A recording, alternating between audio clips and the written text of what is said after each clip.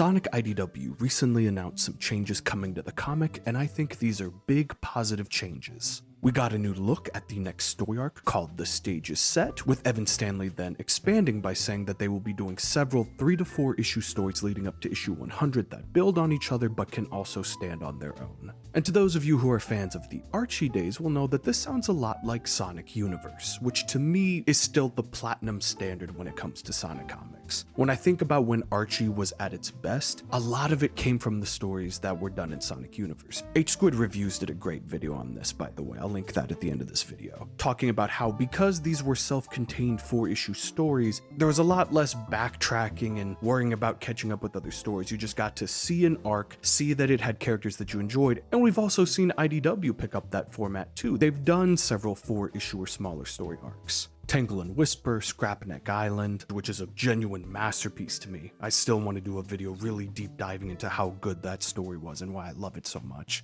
And don't forget that we still have a Shadow the Hedgehog one-shot comic coming soon. On top of IDW also really getting into their crossover bag recently, with DC X Sonic being great, Teenage Mutant Ninja Turtles IDW doing the Naruto crossover as well. It can be hard sometimes for people to get into comics because once you have a large volume and catalog of issues to go through, it can be really overwhelming for newcomers. But smaller scale stories can help people ease into the material, and I think by transitioning into a 3 to 4 issue format like Universe and like the 4-issue arcs, going up to issue 100 and hopefully beyond that, I think Sonic IDW is setting them up for better stories, better writing and pacing within those constraints, and just getting to see arcs with characters that we might not have expected.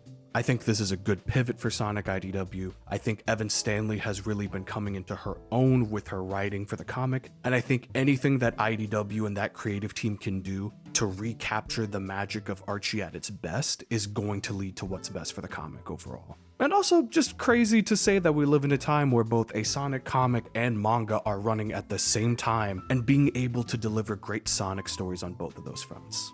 We love to see it. But let me know down below.